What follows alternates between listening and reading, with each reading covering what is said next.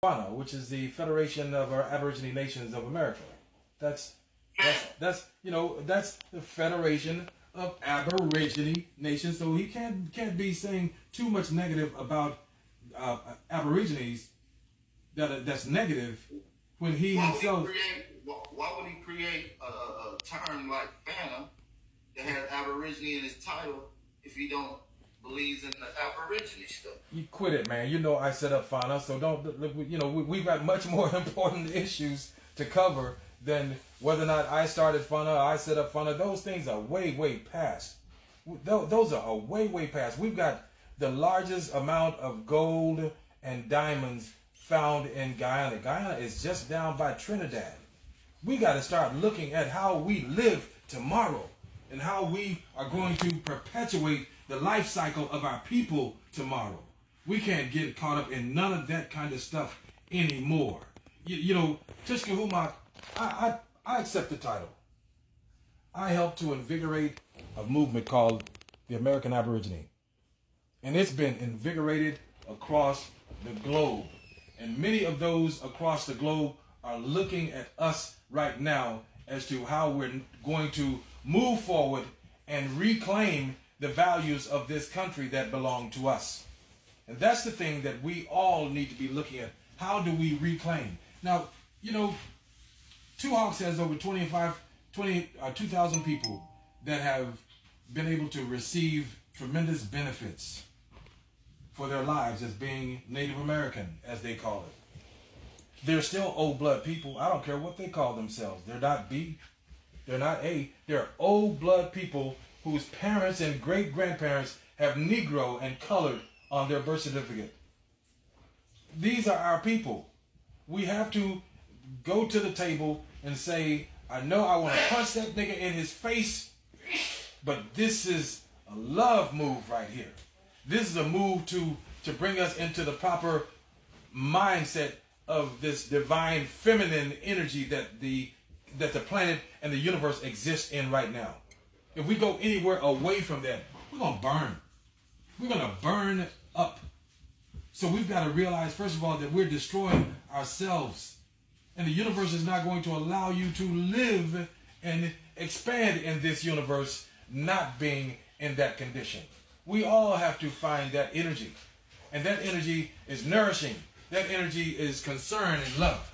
And that's where we have to go. At the same time, I'm going to beat the hell out of these folks up in these courts because they don't understand divine energy and love. So as a purveyor of the whip, I'm going to whip their ass every single time. I'm going to go after them. I'm going to go after the oppressors. Two Hawks is not an oppressor. Two Hawks is a lover of... Go ahead. What do you mean when you say that you are the possessor of the will? You invented the will? Our people invented the will? Man. Let's go. I don't want to really go there, but yes, we are the original. The reason I asked because it's a big conversation that's been going on in the Aborigine community, but we've been hearing about this slave story, right? And yes. We've all been told, but a lot of people are realizing that it's been told in reverse. And as a matter of fact, Negro or Aborigine people, American Indian people, own white slaves in America. Yes, they did. So that's been a ongoing conversation. So for you to say that I think the inventors of the will, that make a lot of sense. We've got to stop. We've got to stop what we're doing and change our course. Hey, but listen, I'm my bad. I didn't make a joke. Go ahead. No, go ahead. I was gonna say, well, I do know my blood type, and what if you're not old blood type? That means you're not Aborigine? Then you should go a little bit deeper and see who in your family is O, because many times the state will say that you're A positive, or that you're B positive or B negative. They leave out the O. They don't tell you that you're O A positive or O B negative. They just simply leave it out because they don't want you to find that you're part of that construct. So you just have to really do some research and do some searching and finding. And yes, Aborigine means exactly what it says. And there's no faking it. There's no pretending it. There's no saying that, well, I'm from the Congo, but my folks, they've been here in America for the past 2 generations or 3 generations. Then you're from the Congo. It's just that simple.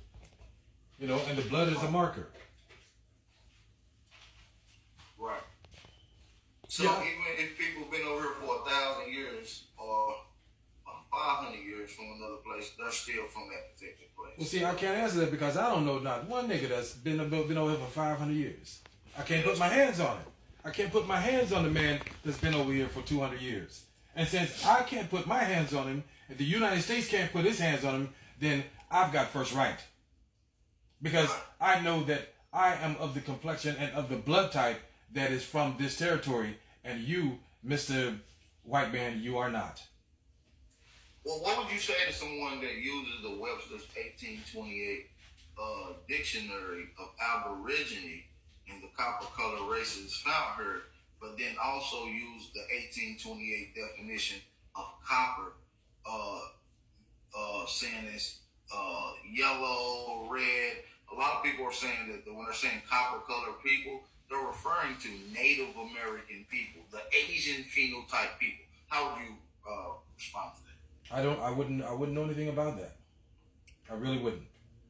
You know, and one of the things that I've noticed in our quote unquote culture of being enlightened is we get enlightened to a lot of fantasy. We get enlightened to a lot of rhetoric. We want to be considered smart and intellectual, and I say bump all that.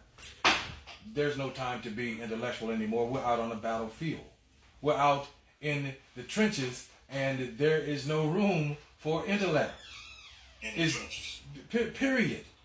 And this is what I'm sorry, but I have to keep bringing you back to this, so that maybe somewhere along the way, the right question will prevail and hit the conversation. Because these things of were we here 5,000 years ago and trying to answer the questions of so many intellectuals out there, that's a waste of time. Understand that I've got over 300 with the recent suits, $300 million on one, $85 million on another, $1.5 billion on another, and the government, they are not asking Tushkahumoc any of these questions. They are terrified as to whether or not that Tushkahumoc and these people are about to land close to $35 billion from the federal government, because we're not asking those questions that you're asking anymore. We're asking the real questions of how soon can I get that check that you owe me? How soon can you move your people off of the territory that's predominantly mine? Right, and a lot of people want to know how to do that because this reparations conversation that's been going on about how can they get reparations. A lot of people is split on that whole conversation. A lot of people saying that we ain't gonna get reparations, we shouldn't get it because we wasn't slaves, and a lot of people were like, well, that's part of restitution. Well, it's not that you were not slaves. It's just that you are asking for money for the wrong entity, and because of the fact that you're asking for money,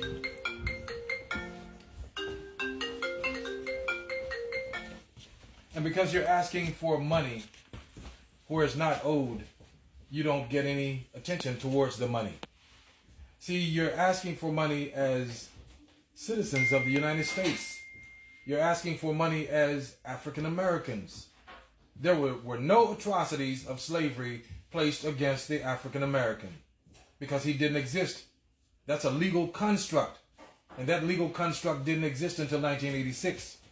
So you cannot file for slavery reparations for some things that took place in 1986 because it did not exist in law. We have to recognize what law is and what these documents in law are all about. And we're missing the point. And how we're going to get the point, I just don't know, brother, because I'm just one person